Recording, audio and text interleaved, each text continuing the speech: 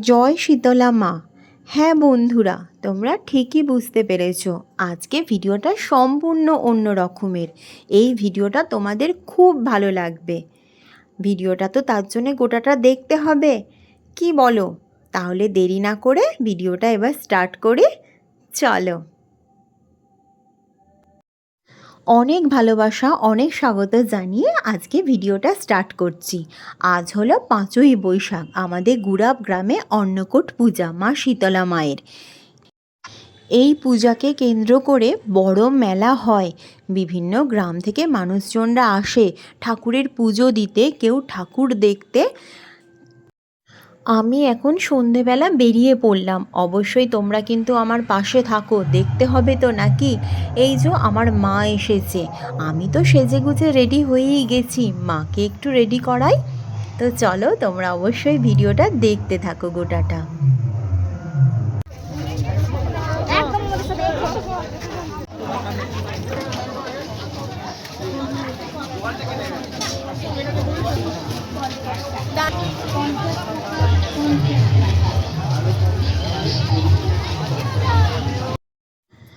অনেক ভিড় ঠেলে এই যে মায়ের মন্দিরে চলে এসেছি। কি সুন্দর সাজিয়েছে দেখো, দেখলেই মন প্রাণ ভরে যাবে। তোমাদের অবশ্যই ঠাকুর দেখাবো, তার জন্য একটু অপেক্ষা করো। দেখো দেখো, বিভিন্ন গ্রাম থেকে মানুষজন এসেছে। বছরের এই দিনটার জন্য তো সবাই অপেক্ষা করে থাকে। এই দিনটা পুজো দেবে, এই দিনটা মাকে দর্শন করবে। আমার যে বন্ধুদের গুড়াপে বাড়ি বা আশেপাশে গ্রামে বাড়ি, যারা বেশ কয়েক বছর এখানে আসতে পারোনি, তাদের কিন্তু এই ভিডিওটা বেশ ভালো লাগবে, কারণ তারা অনেক দিন পরে এই ভিডিওটা দেখতে পাবে, মাকে দর্শন করতে পারবে। আর যারা কোনো দিনই এই মেলাতে আসোনি, তারাও কিন্তু দেখে নাও। নেক্সট ইয়ারে আসতে হবে কিন্তু, তোমাদের খুবই ভালো লাগবে।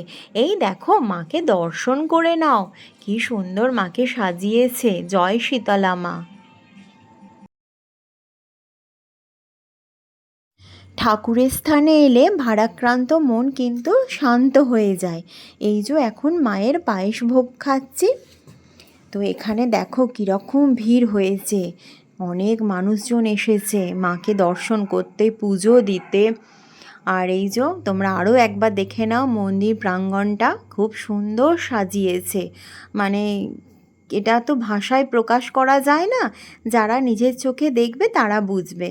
তবে যতটা পাচ্ছি ভিডিওয়ে তোমাদের মানে একটু তুলে ধরার চেষ্টা করছি। চলো এবার মেলায় একটু ঢোকা যাক। মেলায় কি কি এসেছে একটু ঘুরে দেখি।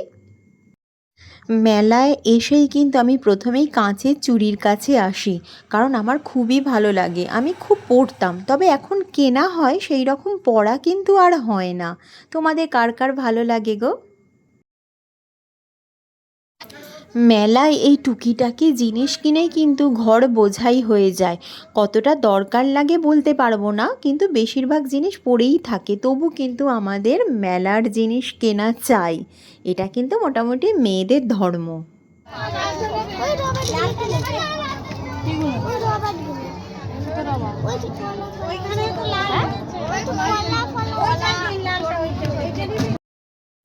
এইখান থেকেও বেশ কিছু কৌটো কিনেছি, কতটা দরকার পড়বে জানি না। ঘর তো একটু বোঝাই করা হোক, যেটা হয় আর কি সংসারেতে। আর এই কানের দুল কি বলবো, আমি একটুও লোভ সামলাতেই পারি না, দেখলেই মনে হয় কিনি। বেশ অনেকক্ষণ ঘোরাঘুরি করেছি, অনেক জিনিসপত্র কিনেছি, কিন্তু এবার তো বাড়ি ফিরতে হবে নাকি, প্রচণ্ড গরম, আর ভালো লাগছে না। চলো এবার বাড়ি ফেরা যাক। যেতে যেতে সানিশ বলল, মা মথুরা কেক, যদিও বা এর আগে অনেক জিনিসই ওকে কিনে দেওয়া হয়েছে, কিন্তু মথুরা কেকই বা বাদ যায় কেন। এই যে অনেক কেনাকাটা করে এবার ঘরে ফিরলাম। আজকে সন্ধেটা ভালোই কাটলো, মায়ের দর্শন পেলাম। তারপরে আমার নিজের মাও এসেছে, মাকে নিয়ে ছেলেকে নিয়ে মেলাতলায় ঘুরলাম। আচ্ছা বলো তো, তোমাদের ভিডিওটা কেমন লেগেছে সেটা তো আমাকে জানাতে হবে নাকি। তো প্লিজ একটা লাইক করে কমেন্ট করে দাও যে তোমাদের ভিডিওটা কেমন লাগলো। আর কি কি কিনলাম সেটা কিন্তু পরে তোমাদের সাথে আস্তে আস্তে শেয়ার করব। যা কেনাকাটা করেছি তার মধ্যে সবথেকে প্রিয় জিনিস হলো এটা। এটা কিন্তু এসেই আমি খুলে দেখছি আর তোমাদের সাথে একটু শেয়ার করলাম। কেমন এই কানের দুলটা হয়েছে অবশ্যই কিন্তু আমাকে কমেন্ট করে জানাবে। চলো আজকে ভিডিওটা এই পর্যন্ত, টাটা।